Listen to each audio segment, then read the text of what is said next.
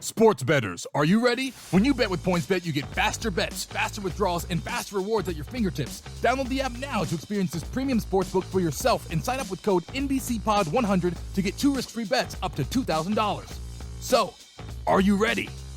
Terms and conditions apply. Void where prohibited. Must be 21 years or older. Gambling problem? Call 1-800-GAMBLER for crisis counseling and referral services.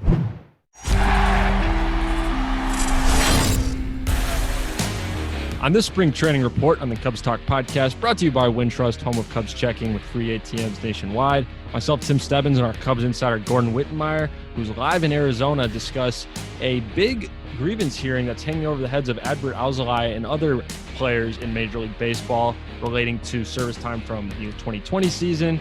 We also talk about Craig Kimbrel's early spring struggles and what they might mean for the Cubs bullpen. And then the debut of Jake Marisnick, who played his first spring game on Saturday in a B game for the Cubs. Let's play two. Back! Way back! It might be! It could be! It is! Holy cow! The fly! He scores! Cubs win! Cubs win! Ball!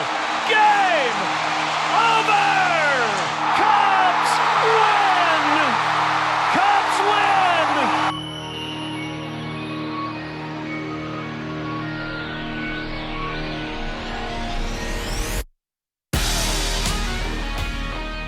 Welcome in to another edition of the Cubs Talk podcast, brought to you by Wintrust, home of Cubs checking with free ATMs nationwide.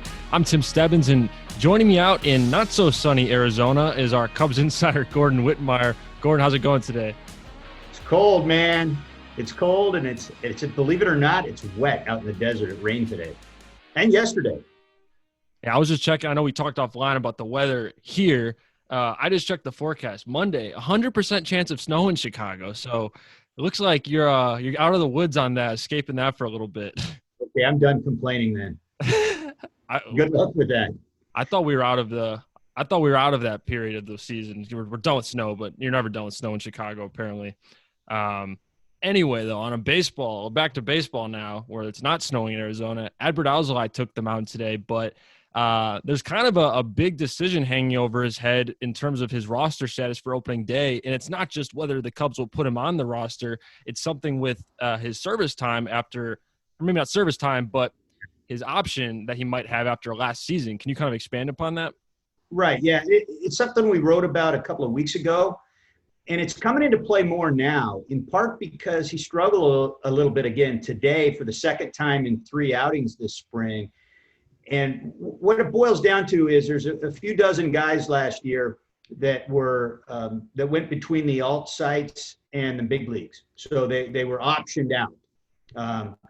And when you do that, you get 3 options in your career. You can, like any given year, you can go up or down as many times as they want. That counts as 1 option, but you get 3. So last year would have been the 3rd and final option for Alzolay and many others, except for this. MLB came into the season this year and said, no, that's not the case, because last year was fewer than 90 days for the season, which in their rule book is what constitutes a, quote, full season for these purposes. Then those weren't options. Those don't count so all those players have extra options.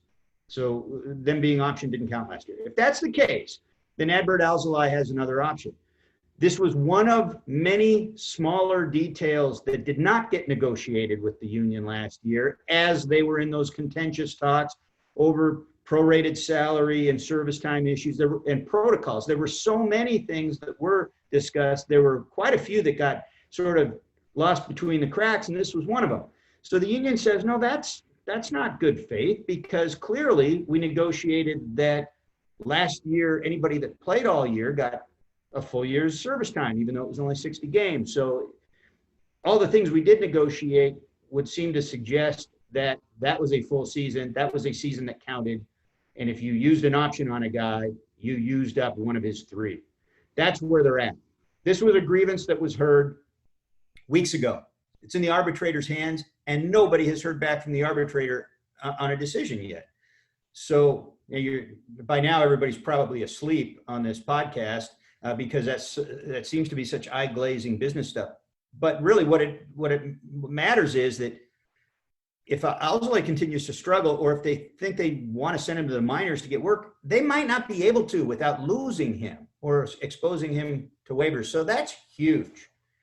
And he has struggled here. If they're forced to keep him on the roster to keep him, now how do you use him if you don't think he's ready for leverage situations or to start a game? And so it's a big deal for a team that hopes to compete this year and really doesn't have a lot of margin to work with. Yeah, I mean, if they can't send him down, then he's gonna have to be pretty much one of those swingmen if he's not in the rotation, right? Like he's gonna be a guy who can give you innings, but which might be anyway, right? That might be the job he earns anyway. But they might not even feel comfortable having him in that role.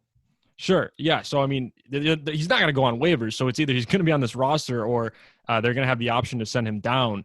But like you were kind of talking about, I think you said his performance this spring, he has had a couple of he's had 4 or 3 outings, in the last 2 5 earned runs. And then today on Saturday, 2 earned runs. So it might be a thing where if he doesn't earn the spot, but you can't send him down, then he's going to have to make it. And you're just going to have to hope he can kind of work it out in the regular season. But that's exactly right. But they have other options too. Like if they could option him for down to AAA, if that's available, a guy like Shelby Miller is someone who is not on maybe the bubble, but he's another swingman option that's kind of pitching well this spring. He's leaving an impression on the Cubs. Yeah, Shelby Miller's a guy that might make the team either way. Shelby Miller's a guy that's putting himself in play for possibly being in the mix for a rotation spot. He topped out at 95, I think, in his last outing. He's pitched at least at 94, in both his outings this spring, and he's got a little bit of a breaking ball that's been effective. Look, this guy, last time he was healthy and pitched a full season, he was an all-star. He's dealt with injuries since then, a couple of setbacks. He opted out last year because of COVID. So this could be an opportunity for him to finally be right again for the first time in a lot of years. And we've seen glimpses in the past when this guy's right, he's pretty good. So he's already in that mix. And I'll just say, let me back up to Alzolay for a minute. So he struggled today, but he had some bad luck today too. And I don't often like to give excuses like that, but in the inning that the most damage occurred, he had a strikeout for the second out, and the ball skipped past Contreras. And that was because the pitch was so nasty. So the guy winds up on first. There was already a runner on. So it's first and third now. And then the runner on first, a couple of pitches later, breaks for second. And Wilson, instead of throwing down to second, he's got speedy Jared Dyson on third and decides to try to catch him sleeping and back pick. And instead the ball goes down into left field. And both runners wound up scoring. So that's some of the damage that occurred that wasn't really on him directly. So you give him a little bit of latitude for today. Yeah, and in any case, him and Miller are both guys who have the velocity and the stuff that, this rotation's all pitching staff really like command control guys. So they do bring that element. That's exactly. And I heard you say, 95 for Miller reminded me of Craig Kimbrell because if we're talking about bad starts this spring, or we're talking about Alzolay, but if we're talking about bad starts, it's Craig Kimbrell's off to a bad start this spring. And I spring up the 95 because David Ross said his most recent outing, Craig Kimbrell Friday, he was hitting 94, 95, but it just didn't have that movement. It was just kind of going in there. We've seen that before, right? Yeah, and that's what Ross said, right? Like he said, it's kind of reminding them of the struggles that he went through last year mechanically, right? And then you look back, even the year before that, he had some issues. Now he had a knee issue the year before that. But it's been one excuse after another kind of with this guy, except for that last month last year where he finally seemed to put it all together, and it gave you some optimism coming into this spring. Look, it's only spring training. The guy's made 7 all-star teams. He's a veteran. He seems to be healthy. He's throwing with velocity. So you would think at the end he's probably going to be fine, except for the fact that we have yet to see him fine for a season in Chicago. And so that's really the cause of – you wrote about this today. I mean, what's your conclusion on this? Yeah, I mean, I'll just kind of read a couple of Ross quotes. He said yesterday, Friday, the first day, I thought that he kind of looked some of his older characteristics that we identified last year, and he's talking about those mechanical issues. He did say too, like the second and third outings for guys, they haven't been as sharp as other ones. So he was kind of putting Craig Kimbrell in that basket with other guys this spring. But then from there, he's just kind of like, it's just about identifying what's wrong and using last year as a blueprint for that, and how you can look back and what went wrong last year and how he adjusted. And maybe it is just a matter of figuring it out. And like, that's what March is for anyway. But like you're saying, outside of that, he last 12 and 2/3 innings, I think it was like 14 outings last year, which was pretty good. He's had these up and down moments. And that's why when you see him struggle, Cubs fans are definitely a little worried, I think. Hey, Tim, last year when we got together, you and Maddie and I, and decided to come up with our predictions, our bold predictions for the season, Kimbrell was on that list too, and in a sort of an indirect way, when the question was who's going to lead the team in saves, and I think I was right on that one. But that's not the reason I'm bringing it up. I said Jeremy Jeffress, and he did wind up leading the team in saves. But here's the thing on that. We were talking about that. Some of the beat writers on the ground here today were talking about that as we were talking, commiserating a little bit about Kimbrell. And I'd like to hear your thoughts on this. We were like, well, who do you go to next?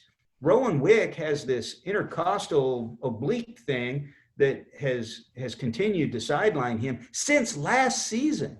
So you have no idea when he's going to get right, never mind be able to be ready to pitch. And I mean, who do you go to next? Brandon Workman? Ryan Tepera? Dan Winkler? I mean, who's your closer next? What do you think? Yeah, I mean, first reaction is Workman, but Workman's coming off a pretty bad year. I think his pitch mix usage was different than 2019, like when he was really good with a 1-something ERA. He's my first reaction, but you have this bullpen where it's like Winkler's probably better in middle relief. Kyle Ryan, no. Andrew Chafin, no. Like Brad Wick, no. My first reaction would be Rowan Wick, but he's not healthy. So from there, I don't know. It might be Brandon Workman, but I think it's Brandon Workman by default, probably. Yeah, and even in the last couple of years, you had Chatwood who could throw hard out of the bullpen, and that was kind of an option that people flirted with as an idea. It never happened, but you don't really have many hard throwers this year outside of Wick and Kimbrell, and Wick's not even healthy. What about Shelby Miller? We just talked about him. Yeah, I mean, that would be outside the box. Hey, but 2 pitches, man. Fastball, that's upper 90s, and he'll probably, if he can just unleash it in relief on like starting, he can maybe add a couple to it miles per hour, and then he's got that slider he's been working on, so he has the stuff, I'll say. Yeah, but if Kimbrell, look, they got a lot less options this time around than they did last year. You got to get through a whole season too, so if Kimbrell can't go, that's really problematic. I can't go, but by that I mean if he's going to be a problem in the 9th inning as the season opens, that could be a bigger problem than just one guy struggling. I'll say this: Jeremy Jeffress is available. The Nationals got part of ways with him for not personal reasons. I think it was personnel reasons, but isn't that the gist behind every move you make? It's personnel reasons. Something interesting going on there, and I've poked around a little bit with the Cubs, and as it sits right now, they have no intention of pursuing him. Yeah, I mean, they have a long laundry list of relievers, or however you'll phrase it. Like they have like 20 options, so there's not really space anyway. Well, one other thing from today, Gordon, Jake Marisnick, it was a B spring training game, but he made his first appearance of spring. He's been dealing with that calf injury that, he could throw, he could hit, but he was kind of limited running. And how did he look down there today? And I know you guys talked to him also after the game. Yeah, it was his first game action of any kind this spring. And he told us afterwards it was really the calf thing was really minor. And in fact, it turned out to be kind of a good thing for him in the sense that, he had a hamstring problem last year. And I guess he's had minor hip things over the years. Now, this is a guy that his legs matter. He can run. He can steal some bases. He's really, as Rossi calls him, elite in the outfield. And that's true. So him being able to run and move well is huge. But he said because of the calf thing, a lot of the therapy just involved like legs overall. So the calf thing was kind of minor, but he's in real good physical shape right now, he says. Now, today he only DH'd. It was just kind of get him in there, let him run the bases. But he got a lot of time running the bases because he had 3 hits and 5 at-bats. What he did is he just led off every inning. And Rizzo, for most of those innings, batted second behind him. And then everybody else just kind of took their regular turn. But those 2 guys got in there just to get some at-bats. And he looked really good. I mean, the hits were line drives. He hit 1 off the wall for a double. And that's the thing that he hasn't done in his career. Now, like it's not only spring training, it's a friggin' B game. So it means like approximately 0. But this is something that is on his radar. Ross said this morning, this is a guy who feels like he hasn't reached his full potential as a big leaguer. So I asked him, well, what do you mean by that? And he says, well, everybody who plays the game, you come into this game, you want to be an all-star, you want to be a superstar. And so I want to get better at my game. I want to be that guy that's going to play every day and be an impact player. And I said, well, you already are in the field. So, I mean, you're obviously talking about at the plate. He says, yeah. And then that's something I'm really working on and trying to be more consistent at. So I don't know if that's going to happen. I mean, the guy's been around for a long time. You tend to think a guy is who he is, but change of scenery sometimes helps. And who knows? Who knows how the opportunities fall? Here's the other thing. He's a right-handed hitter in a left-handed outfield, in a largely left-handed outfield. So there would seem to be opportunities for him to kind of move around, fill in for all over the outfield out there for guys. And so maybe he gets a little more playing time than usual too. Yeah. I mean, it was really, really, really, really small sample size, but 11 for 33 with the Mets last year. And like you're saying, like they might not even have a 5th outfielder. That's one of those roster decisions where he might be the true only backup outfielder because you can put Chris Bryant out there. And even if Nico Hoerner's on the roster, even he's a guy who has some outfield experience. So there might be plenty of opportunity for him. Any news or any other nuggets down there that we're missing? No, we've covered all the big news of the day. And again, talk to Alzolay after he got done pitching, just to circle back to him with that option thing. It's probably tempting to wonder, right? If that's on his mind with some of the, as he struggles here. He says it's not, but he's also very aware of this. He knows exactly what's out there and what it could mean. He acknowledged that much, but he says, I try not to put pressure on myself. That can only distract me, and I'm leaving that in my agent's hand.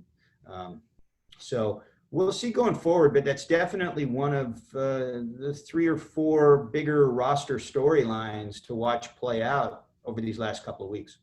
Yeah, I feel like the Cubs grievance situations, and I'm thinking only of Chris Bryant's besides this, but they tend to drag on for a while. So hopefully there's some clarity on that soon. Well, to be fair, this is not the Cubs. This is not a grievance against the Cubs. It's a grievance against MLB on behalf of a lot of players. Sure. All right, well, that puts a wrap on this spring training report on the Cubs Talk podcast, brought to you by Wintrust, home of Cubs Checking, with free ATMs nationwide. For Gordon, for our producers Tony Gill and Joe Collins, I'm Tim Stebbins. We'll catch you next time.